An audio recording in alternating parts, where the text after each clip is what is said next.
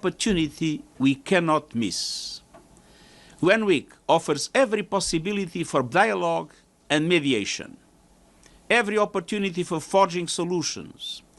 Thousands of leaders' meetings will take place, and I will hold over 150 bilateral meetings myself, and I will use every one of them to press leaders, to contact each other, to speak directly with each other, to bridge divides, to reduce risks, to find solutions, to get serious.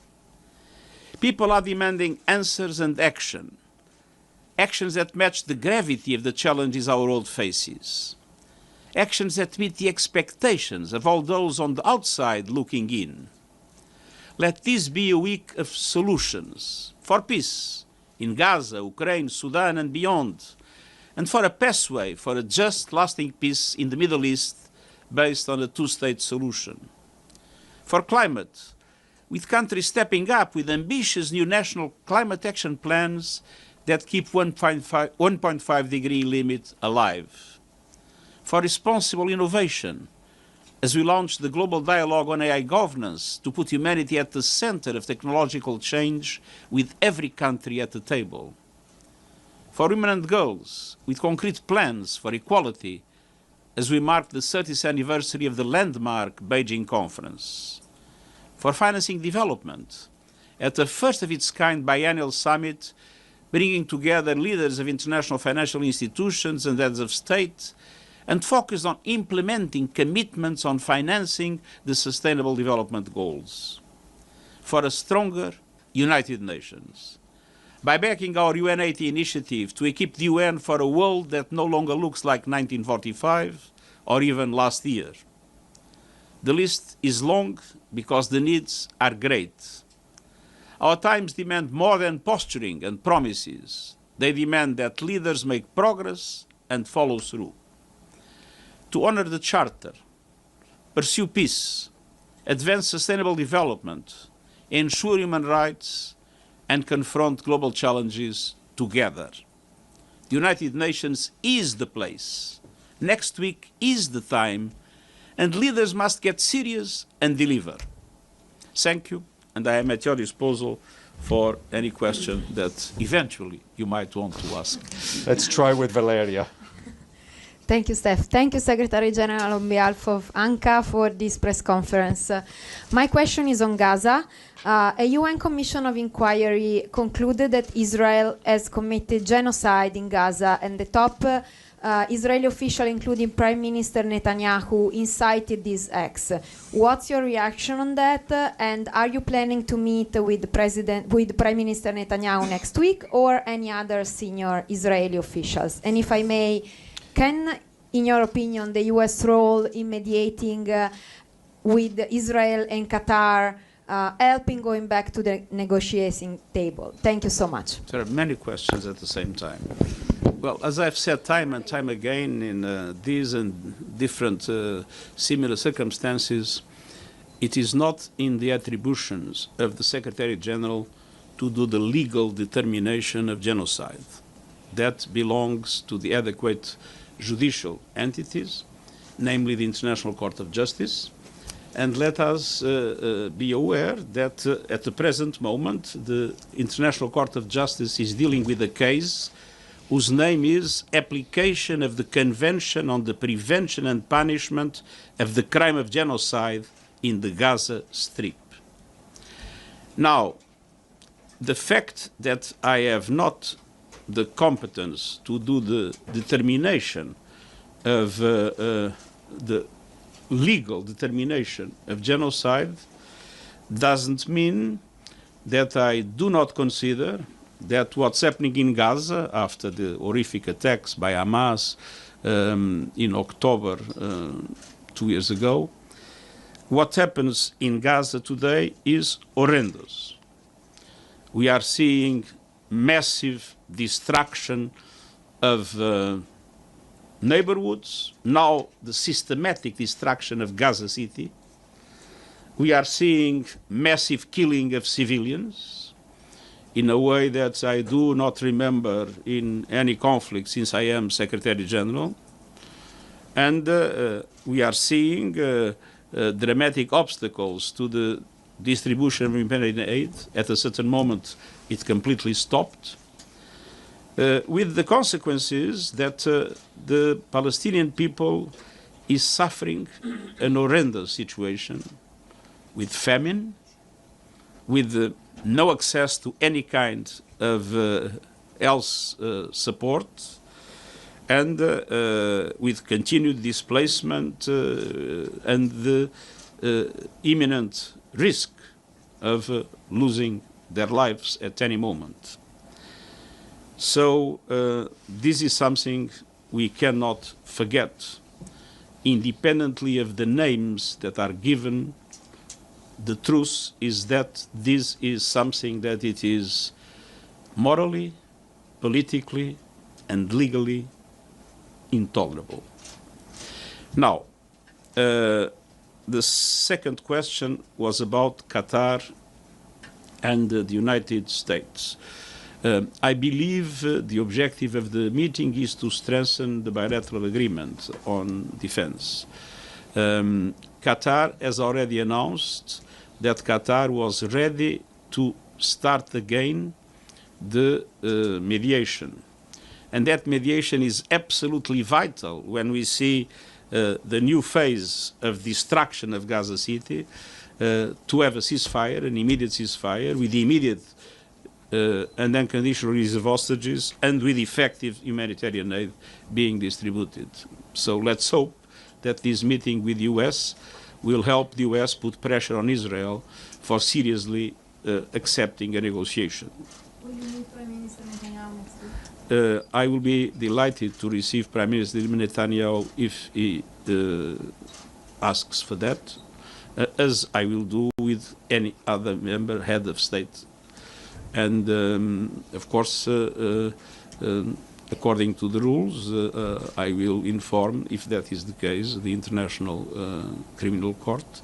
But the gravity of the situation in Israel and the occupied Palestinian territories more than justify that if the Prime Minister of Israel wants a meeting, for me to grant it.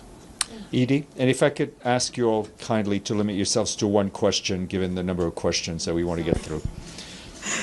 Mr. Secretary General, you said that next week should be a week of actions and solutions to the world's myriad conflicts, crises, and challenges. But in an even more deeply divided and polarized world, what realistic chance is there for a breakthrough for peace in Gaza, Ukraine, Sudan, or anywhere else, and for tackling climate change and generating more financing for the SDGs or for the United Nations? And I know, Yep. Steph will. That's already one long, big question. Yeah. Sir, please. Well, I think this is an important opportunity in relation to all the conflicts. I'll be meeting, hopefully, the Russian Federation delegation, the Ukrainian delegation. I will be meeting at least the Middle East countries and some friends of Israel. I'll be meeting Sudan. I will be meeting, I will have a mediation again, meeting with the two sides of Cyprus and different other areas where we are involved, the DRC and many other places. And I believe that heads of state and government have an opportunity, as they are together here, and as most of the conflicts we have today are conflicts with a several number of actors. Look at Libya, look at the DRC. This is an opportunity to bring them together, and we'll do our best to do so. There will be a formal meeting on Somalia, and I hope that there will be several other meetings on all the other issues, and we'll be actively engaged in promoting them in order to be able to be as close as possible to relaunch seriously the peace processes the world needs. Obviously, this is also an occasion for countries to make commitments. I hope many will present their national determined contributions on climate, hopefully aligned with 1.5 degrees. This will be the moment in which we will announce, we'll make the invitation for candidates for the high-level independent scientific panel on artificial intelligence. This will be an occasion for, I hope, many countries understand that it is absolutely essential to increase the funds available to developing countries in all aspects. And this is not only through ODA, we know, but it is through the reform of multilateral institutions, is through the increase of the action of multilateral development banks, is through many innovative forms of financing that are perfectly possible, independent of the fact that the direct aid to development will be very difficult to increase with the position of the United States and also the position of other countries that have to increase their, or believe they have to increase their defense expenditures. But we need to have the imagination to find many other sources of financing, and we know that this is possible. I've said time and time again, if you put $1 in a project, it's $1. If we put $1 in the capital of a multilateral development bank, it's $5.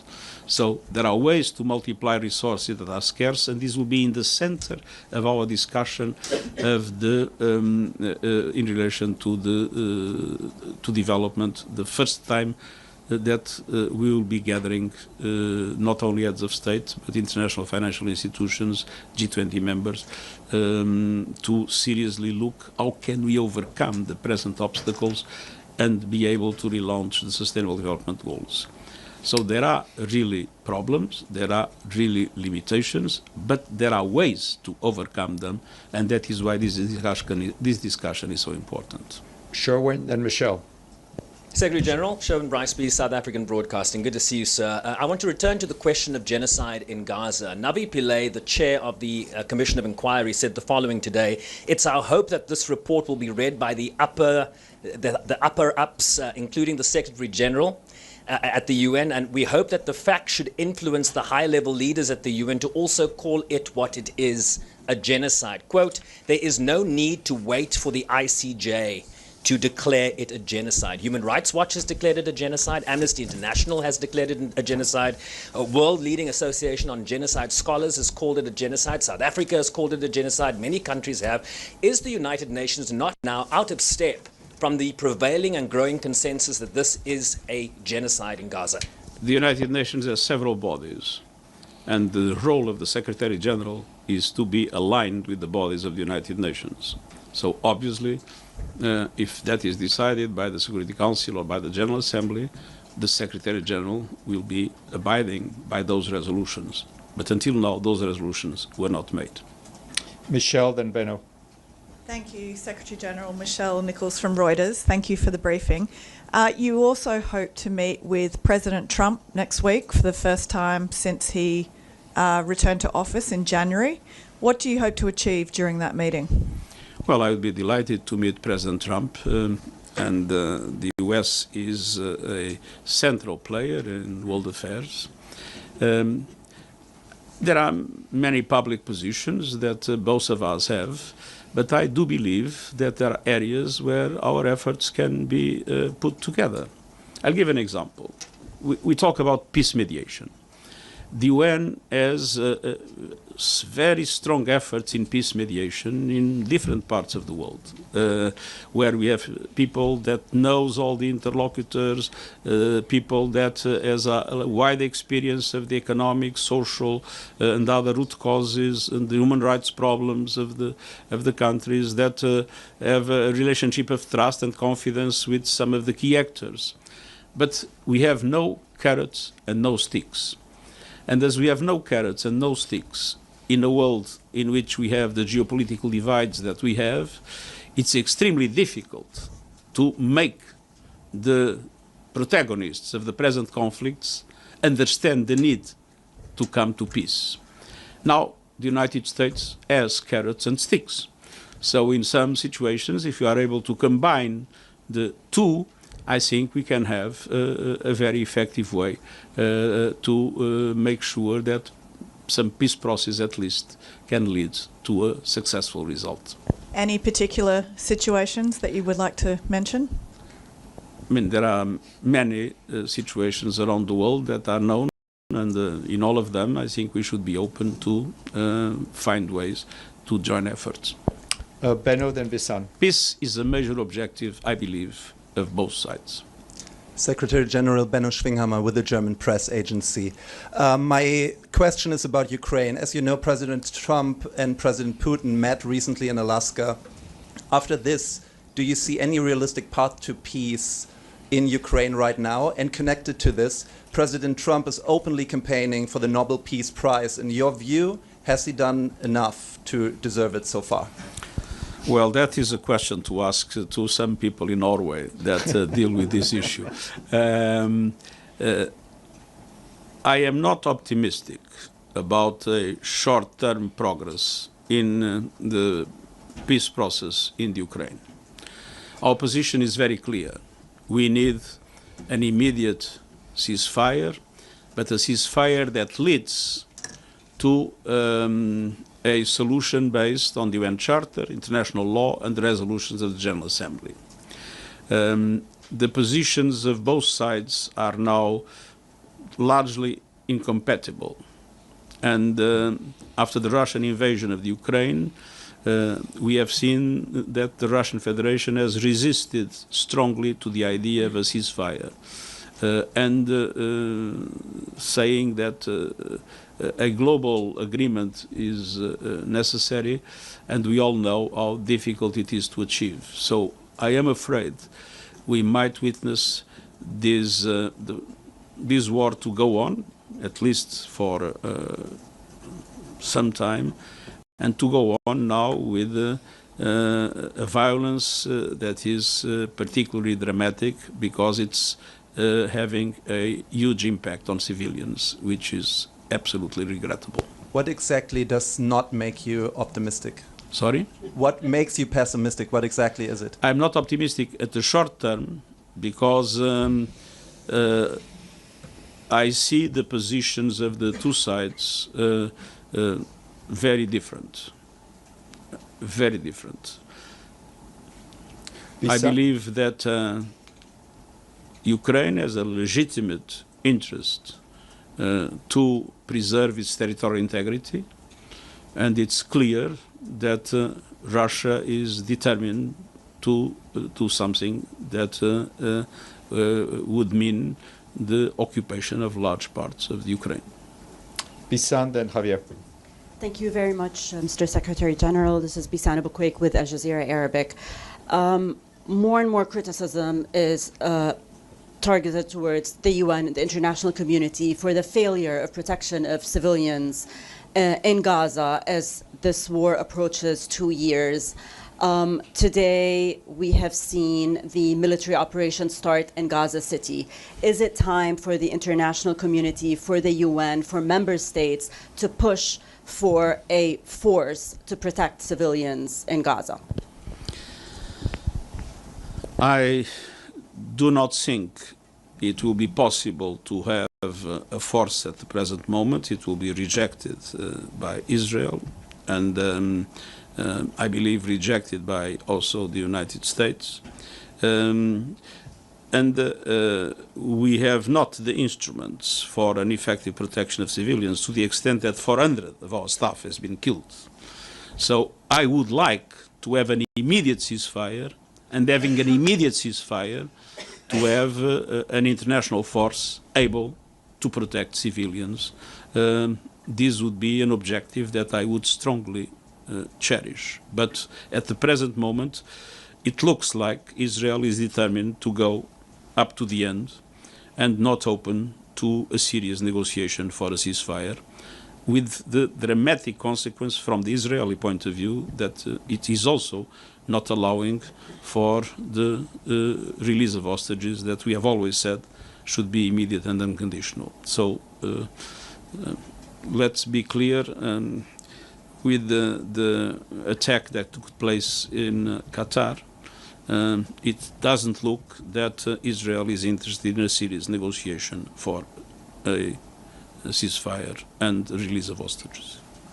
Javier and Chris and Miriam. Secretario General Javier Otazu de la Agencia F española. ¿Le puedo hacer una pregunta en español? Sí, yo hablaré en portuñol y usted podrá traducir.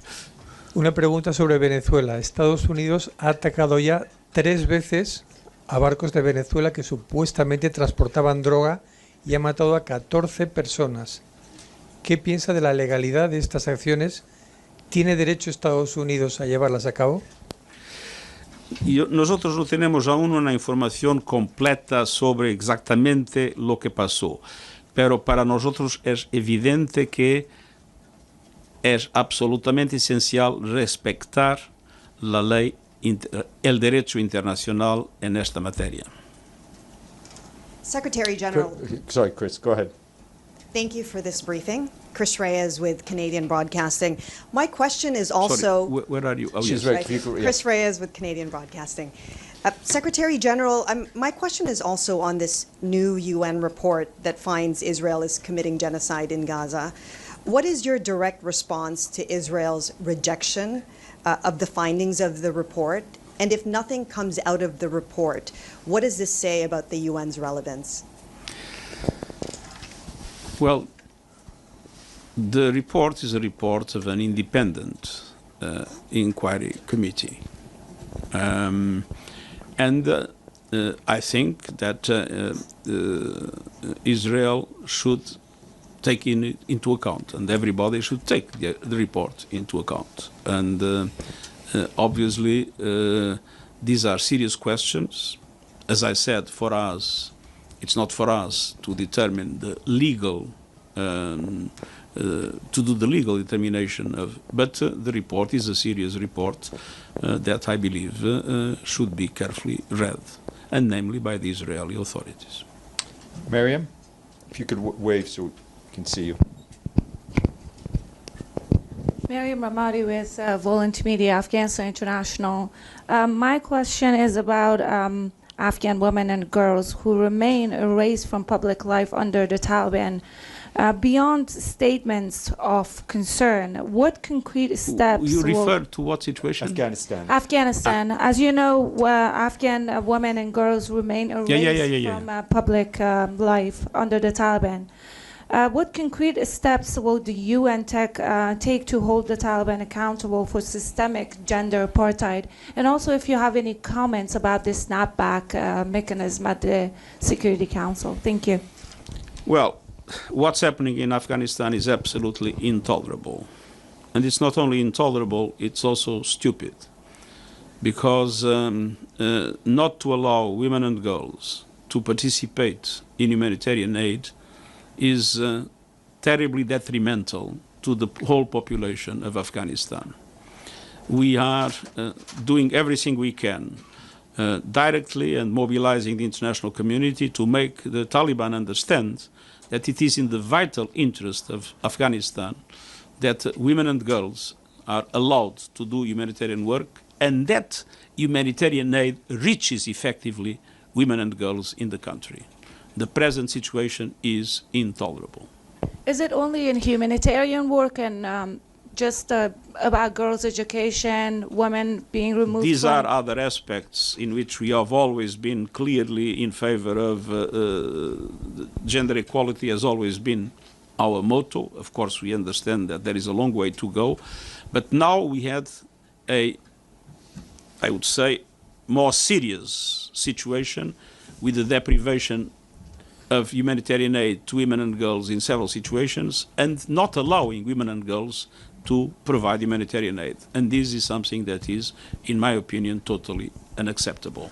About the snapback, I think there is still time to avoid it. My appeal to Iran and to the other powers is to use diplomacy and to create the conditions of trust in order to be able to avoid it. I have been in contact with both sides, of course, offering my good offices, but it all depends on the diplomatic efforts that are made in order to reestablish the trust that is needed for the snapback to be avoided. Deji, James, and Pam. Secretary General, Shudaji with China Central Television. My question on two-state solution. On two-state solution. The two-state solution. The two-state solution. Two-state solution. Yes. We heard recently not only right-wing officials of Israeli Authority, even the Prime Minister of Israel, talking about there will be no state of Palestine.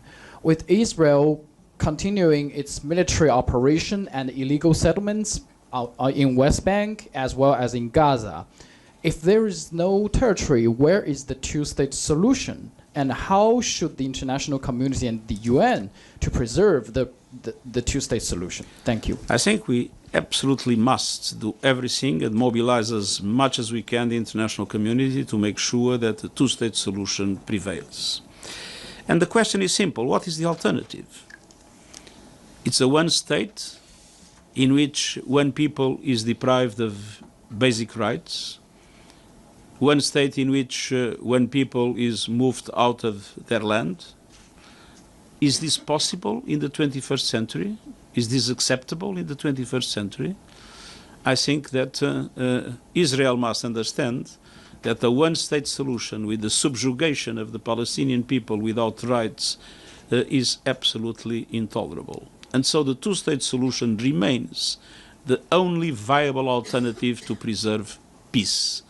Without a two-state solution, there will be no peace in the Middle East, and extremism will expand everywhere in the world with consequences that I consider extremely, extremely negative. James, Pam, then Sylviane. Secretary General, I'm sorry, I'm going to raise genocide again. You've explained that you cannot make a legal declaration, but you know that international law is glacial. The Myanmar case started in 2019, and there's still not a verdict 5 years later. It's not a dry legal question because it's ongoing every single day, multiple deaths caused by Israel. So won't history judge you harshly if you don't declare what we can all see in front of our eyes? Is this not what genocide looks like, Secretary General? History will remember the fact that we were in the first line to fight for the defense of the interests of the Palestinian people. History will remember the 400 UN members that were killed in Gaza. History will remember all the efforts that we have made to denounce the constant violations of international law and, worst, the level of death and destruction that has no parallel in my time in office. History will remember that we have been in a leadership position in defense of the rights of the Palestinian people, in the promotion of a Palestinian state. That is what history will remember, not a question of semantics. But is this what genocide looks like, Secretary General, even if you don't make a legal definition? Independently of the definition, the problem is not the word, the problem is the reality. And nobody has described this reality in a more dramatic way than the UN, and sorry to say, myself. Pam? Thank you for the briefing, SG. It's Pamela Falk from U.S. News and World Report. With so many conflicts that you're talking about and everyone's asking you about, the UN has a bit of a credibility issue today. It goes up, it goes down. We've seen that. It's my 25th UNGA. But what is your view of the vitality of the UN? You mentioned the bilateral meetings, so many, maybe getting everybody in one room. But the cutbacks, all of that have to do with the fact that maybe it's great powers, but the UN is not solving these problems. What's your case for the vitality of the UN? Thank you. The UN is a lot of things. Obviously, the UN is the Security Council, and the geopolitical divides have paralyzed the Security Council, and it is the Security Council that has the primary responsibility to preserve peace and security in the world. And for that, I'm not able to give an adequate answer to your question. But the UN is much more than the Security Council. Well, what is it? The UN is providing humanitarian aid in the world in situations that are extremely difficult, more and more difficult, but vital to save lives and vital to rescue communities. The UN is being able to have the leadership, and I think nobody puts that into question, in the fight against climate change. The UN has been extremely active in making sure that new technologies are put into the adequate guardrails to be a force for good. And we just approved, as you know, are going to create the first global governance instruments in relation to artificial intelligence.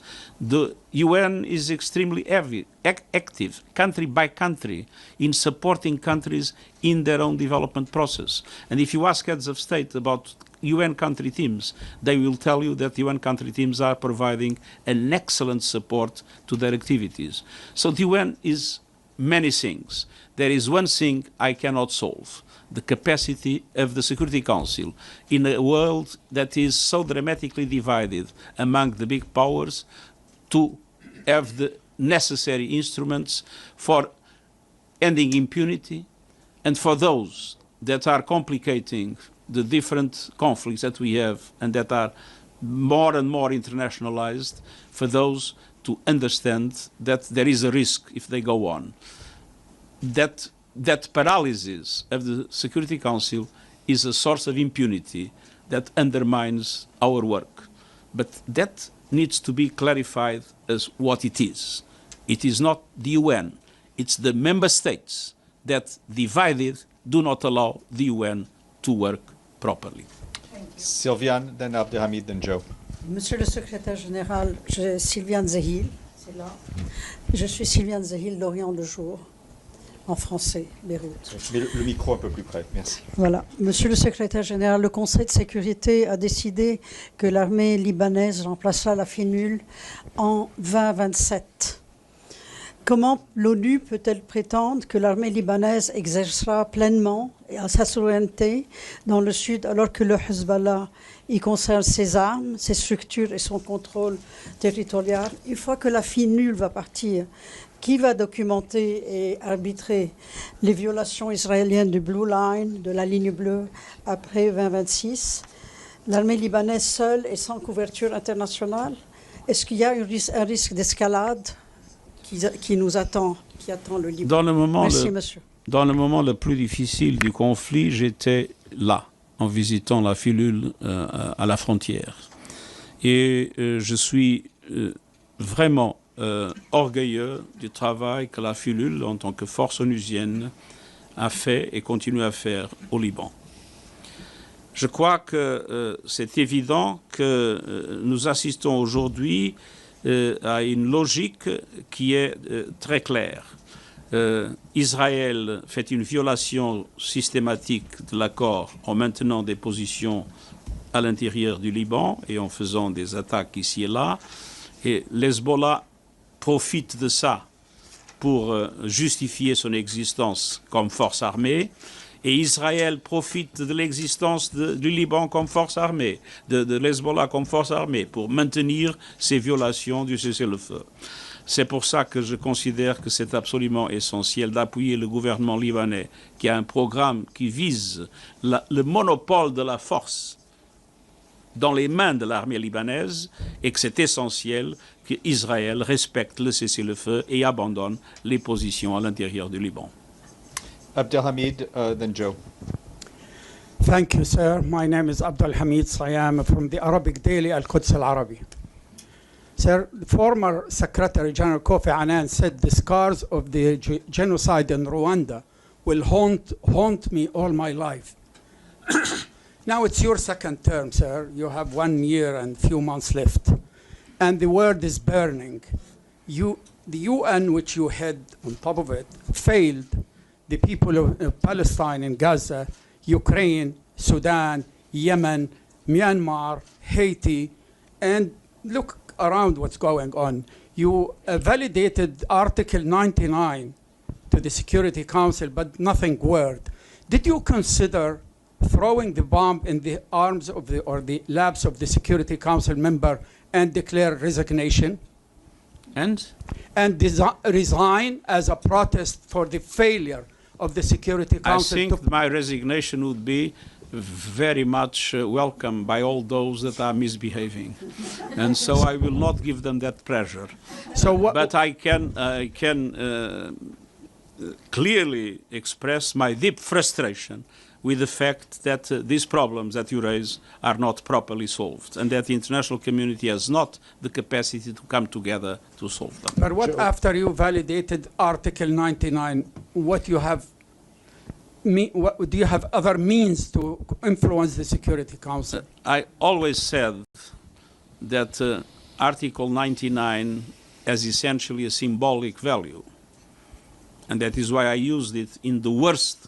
I didn't use the Article 99 on all situations. I used it in the situation that I consider the most serious situation in relation to global peace and security, and that is the situation in Gaza.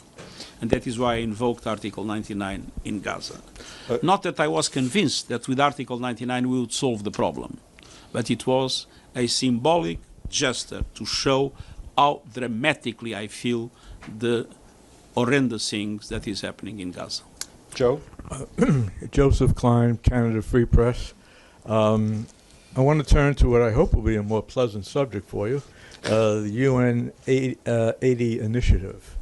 So could you please share your thoughts on any specific UN 80 initiative structural reforms? I know they're under review in Work Stream 3, but I'm sure you have some ideas that you would like to see based on your 2 terms as Secretary General. For example, what is your view on consolidating separate UN human rights related protection entities such as the sexual violence and conflict, preventing sexual exploitation and abuse, and the work that the UN Women Organization is doing on violence against women, to consolidate all that into a more integrated synergy enhanced single body? Thank you. We will do a number of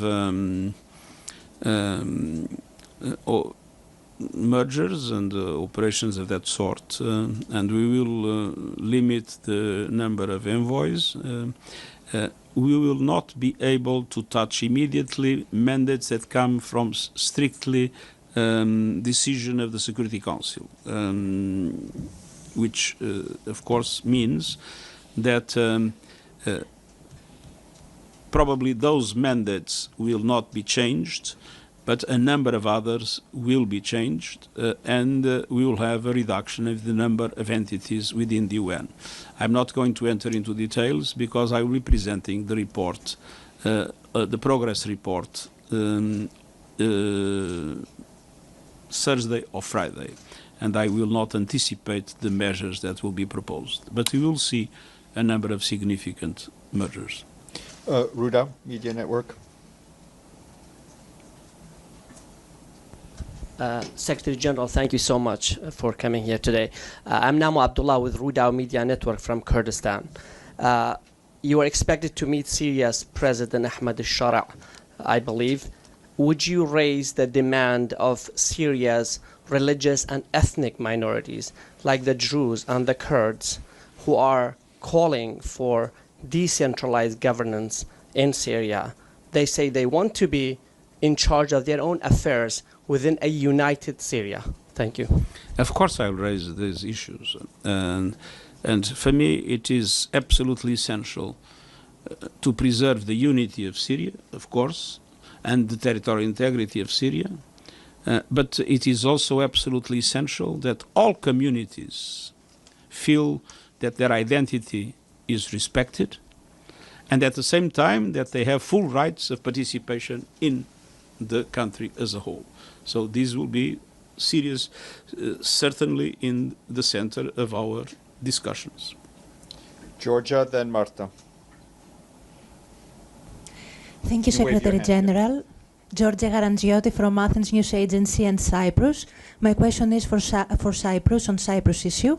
As we know, as you said, during the UN summit, you will meet both Turkish Cypriot and Greek Cypriot leaders. Are you still optimistic for the resumption of the talks? Thank you. I will respond again with the Jean Monnet sentence that I used several times in this press conference. I'm not optimistic, I'm not pessimistic, I'm determined. I will not give up. Thank you. Marta, then Mercedes. Hello, Marta from the Portuguese National News Agency. Can we speak in Portuguese or there is no translators in the room? Of course you can speak in Portuguese. Obrigada por esta conferência de imprensa. Na próxima semana teremos aqui vários países a reconhecer o Estado palestiniano. Está otimista de que isso irá resultar em avanços concretos do terreno e espera que Portugal reconheça também o Estado palestiniano? Eu não vou dar conselhos ao meu próprio país, mas vi hoje afirmações do Ministro dos Negócios Estrangeiros dizendo que não vê nenhum obstáculo a esse reconhecimento. Creio que esta reunião é da maior importância.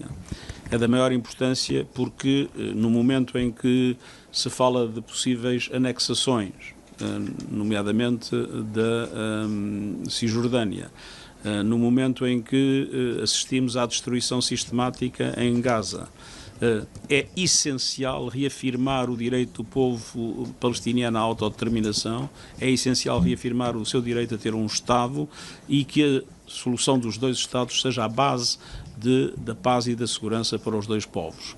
E nesse sentido, esta reunião é uma reunião de extrema importância e é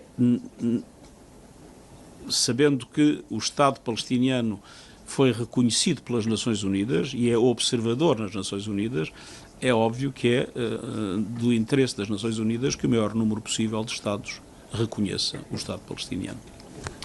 Mercedes, then David. Thank you.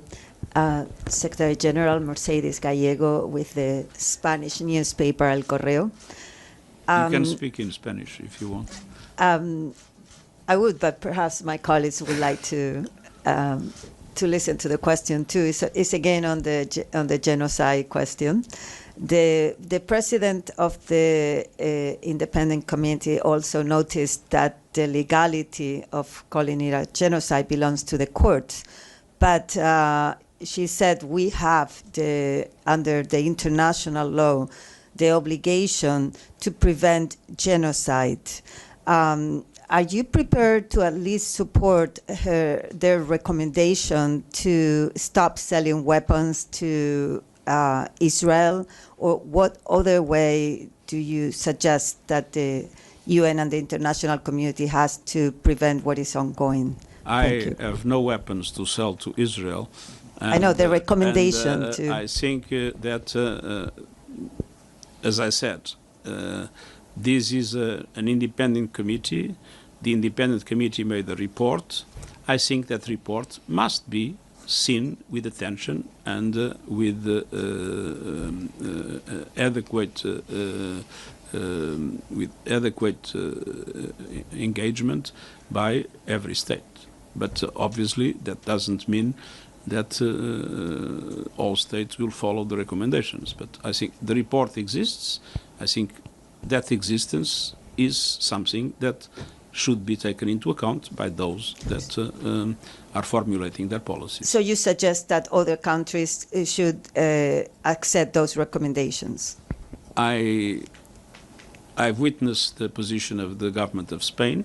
The government of Spain has been in the front line of the defense of the interests of the Palestinian people, and that is something that we cherish very positively. David? Gracias. Right there. Good afternoon, sir. David Hamilton, Fox News. Monday, will be the two-state solution and continuation from July. The question I have is a legal one. 145 to 160 countries will declare Palestine an independent state. What does that mean legally? And the reason why I ask this question is because various UN resolutions, the Oslo Accords, have clearly stated that the final solution of an independent state will be up to the two parties. Now, since two parties are not negotiating at the moment, what does it legally mean for UN members to summarily declare Palestine as a state? What is the legal binding? What does the UN find in its previous resolutions? How does that correlate with each other? Well, as I said, the UN, as the General Assembly, has recognized the state of Palestine. He is an observer in the UN, and obviously, in that regard, the fact that a larger number of states does the same strengthens that position. But obviously, one thing is to recognize the state of Palestine. The other thing is the state of Palestine being able to fully exercise the rights of sovereignty, and I know that we are very far from that situation at the present moment. And I hope that there will be a serious negotiation leading to that. You, Kyoto? Thank you, Stefan. So good to see you again, Secretary General. My name is Yu from Kyoto News, Japanese news agency. So my question is about the reform of Security Council, so especially about the veto. So what do you say that you are so stressed? So what do you think about the veto in terms of reforming? Thank you. First of all, I believe the Security Council reform is something that makes full sense. Security Council has a composition that doesn't correspond to the world of today. It corresponds to the world of 1945. And that creates not only a problem of legitimacy, but a problem of efficiency. On the other hand, we have the right of veto. There were proposals, namely by France and the UK, limiting the right of veto, especially in situations where we have massive violations of human rights or dramatic cases of this kind. And I see with sympathy that proposal, but of course it's up to member states to look seriously into the reform of the Security Council. The one thing that I can tell you is that I believe I'm the first Secretary General that talks all the time about the need to reform the Security Council. And the truth is that this item that was completely taboo in the past is now in the center of the discussions of the General Assembly. Before, there was a committee that couldn't even issue papers, and the documents would not move from one year to another. Now there is a committee working seriously, and several countries have recognized, for instance, even the P5, that Africa should have the right to have a permanent member. So I see movement, and I would like also to see movement in relation to certain limitations in the exercise of the right of veto. But again, this is a matter that only member states can solve. Linda, then Adla. Thank you. Raise your. Yeah. Here, Linda Fasulo for NPR, the UN. My question is going back to Gaza. Mr. Secretary General, we know that Israel at this juncture does not favor a two-state solution, or appears not to, but neither does Hamas, as far as I believe. What is your sense of what role Hamas will actually play in any future state? And also another question is, how do you believe Hamas has, what's your view in terms of how Hamas has conducted the war in Gaza? Well, we have been very clear condemning Hamas and the horrific attacks that Hamas did, and that generated or used as a pretext, whatever you want to say, but generated this massive response by Israel. And I sincerely believe, as I said for Lebanon, it doesn't make sense to have a state with armed groups that are not integrated in the army of the state. And obviously, the state of Palestine that I want, and there is an agreement of the Palestinian Authority, would be a disarmed state of Palestine, with, of course, a police force, but not with an army, which means that there would be no room for armed movements within that state. Adla? Adla Masood from The National. Mr. Secretary General, U.S. and Israeli officials have denounced the recent recognitions of Palestine as a gift to Hamas. Do you think... Sorry? As a gift to Hamas. What? Oh, the recognitions of Palestine as a state. Do you think the recognitions by some states risks undermining the prospects for peace? I don't think so. First of all, it's not a gift to Hamas, because the two-state solution is something that is not also in Hamas program, as you know. It is a gift to the Palestinian people that has suffered also a lot because of Hamas. Noreen? Thank you very much, sir. This is Noreen Hussain with IPS News. My question is actually about the high-level conference on Rohingya Muslims and other minorities in Myanmar. As you may know, sir, that the UN has been at the forefront of the humanitarian response to the Rohingya refugee crisis. It has been 8 years now since that. Since the nearly 1 million Muslims Rohingyas were forced to flee Rakhine State.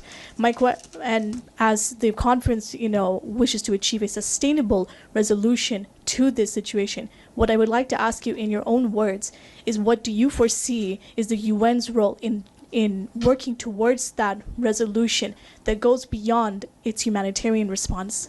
Thank you. Well, I feel the Rohingya situation particularly because I worked a lot with Rohingyas when I was High Commissioner for Refugees. And I've witnessed how discriminated they were, probably the highest level of discrimination I've ever seen in a country.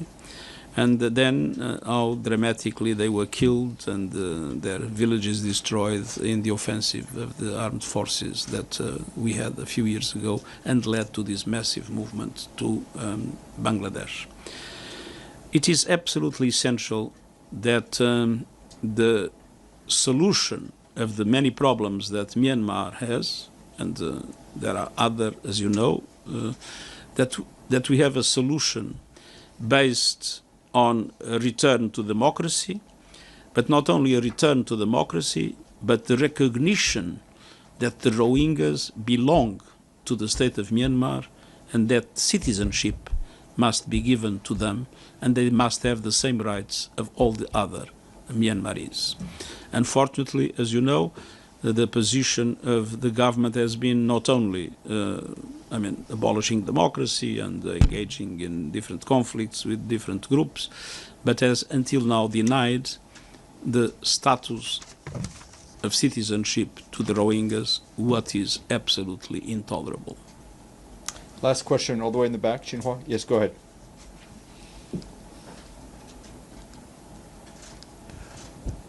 Go ahead. Thank you, Secretary General. This is Yun Zhaopan with China's Xinhua News Agency. I'm going to ask you a question about the 4 global initiatives. About? The global initiatives. I know the global initiative from President Xi. Yeah. Sorry? Go ahead. Just ask. Okay. I know you went to Tianjin to attend the Shanghai Cooperation Organization Summit in early September. And at the summit, Chinese president proposed the 4th global initiative, the Global Governance Initiative. I know these 4 global initiatives address many of the most pressing global issues. And can you comment how these initiatives will contribute to the 3 fundamental pillars of the United Nations? Thank you. Well, I think that it is very important to underline that in this global initiative, there is a full respect to multilateralism. There is full support of the UN as the central peace of multilateral institutions, and a strong commitment in relation to the international cooperation and the peaceful resolution of conflicts. So I do believe that these principles are principles that are totally compatible with the UN Charter. Great. Thank you very much, sir. Thank you, and thank you to all of you and to our interpreters. Thank you. Thank you very much. Perdón.